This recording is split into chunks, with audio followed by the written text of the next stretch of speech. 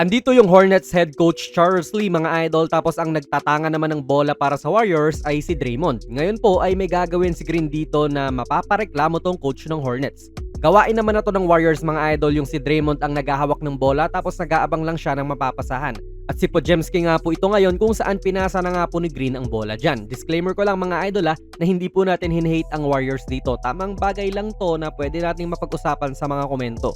Kasi tignan nyo yung gagawin ni Green. In-extend niya tong kaliwang kamay niya kay Lamelo para manatili to sa likuran niya. Kaya nung lumaban na po itong si Ball, wala. Pinigilan siya ni Draymond at may kita na natin na magre-react dyan si Coach Lee.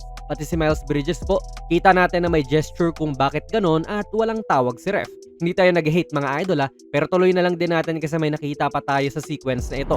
Sa pag-atake po ni Draymond ay natapal siya, di ba? Pero buhay pa rin ang bola. May kita po natin yung paa ni Draymond na nasa labas na ng court. Kita nyo naman. Pero pinayagan pa rin siya ni ref na isave itong bola kahit na violation na dapat yon. At tuloy lang ang play. Very reminiscent to doon sa save ni KD dati nung nasa Warriors pa siya sa playoffs. Hindi tayo nag-hate dito mga idol. Again, sinasabi lang natin yung actual na nakita natin. Pero magfo-focus tayo doon sa screening nga nila sa video na ito. Magsimula muna tayo mga idol sa definition ng salitang screen according sa NBA rulebook. Sabi rito, and I quote, "A screen is the legal action of a player who without causing undue contact delays or prevents an opponent from reaching a desired position." Sa Tagalog po ay legal nga po ito na action sa basketball kung saan ang player ay maaaring pigilan yung kalaban niya na makapunta sa isang lugar sa court na nanaisin sana niya. Pero dapat ay ginagawa niya yon within the rules. Kasi kung hindi, edi illegal screen yun. At turnover na, offensive foul. Kaya for sure mga idol, kahit pa sabihin mong Warriors fan ka, pag panonoorin mo ito ay alam mo na this is not a legal play mula kay Draymond. Hinawakan niya sila Melo Kaya nga ganoon na lang din ang reaction ng bench ng Hornets. Sadyang sadly para dito sa Hornets, wala pong pito si referee na kahit ano.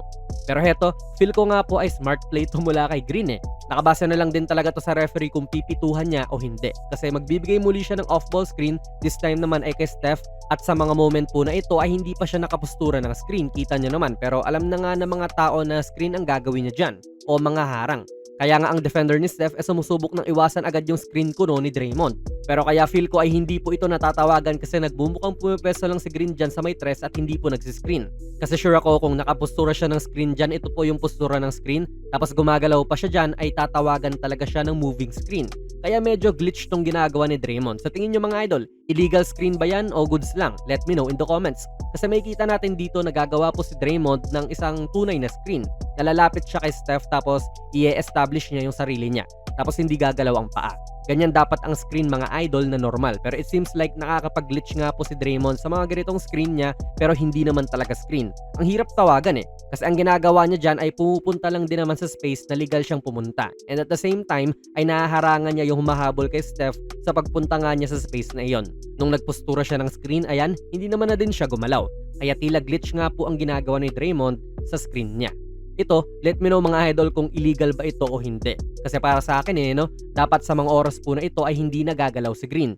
Ine-establish na niya yung pwesto niya Tapos umiiwas na yung defender. Pero para lalong hindi nga ito makahabol, ang ginagawa niya ay gagalaw. There's levels to this din mga idol. May iilan na hindi talaga halata pero this time feel ko ay moving screen dapat ito. Nilabas pa niya yung backside niya o yung puwetan niya para sumabit talaga si Josh Green. So hindi talaga makakahabol yung defender niya dyan. Dito nga mismong NBA na ang nag-example nung ganyang klaseng illegal screen na nilalabas yung backside habang gumagalaw para maiwan yung defender. At tinawagan niya ng ref. In example pa nga Kaya don't hate me Dubs fans. NBA mismo ang gumawa nito, kita niyo naman May explanation pa nga sa taas. So yun mga idol, something lang din na mapag-uusapan natin sa video na ito. Sa mga halimbawa po na ipakita natin, sa tingin nyo, tama lang ba ang ginagawa ni Draymond o dapat ay tinatawagan nyo ng mga referee? Well, as long as hindi naman din tinatawagan, di ba, ay basically goods lang din yon. Kaya for sure ay magko-comment dyan na wala ka ng pake doon kung hindi tinatawagan. Pero let me know your thoughts sa ating comment section mga idol. Sali na rin kayo ng ating giveaway nung Pasko pa dapat to Kaso nga lang ay hindi pa nare-reach yung ating goal. Hanapin nyo lang yung video natin na may ganitong thumbnail ni Kai Sotto. Andun po yung mga mechanics. Kung nagustuhan nyo po ang ating video ay pakipindot na lang idol ng like button. Mag-subscribe ka na rin sa ating channel. At ako nga pala si Jonas PB. And as always, hanggang sa muli.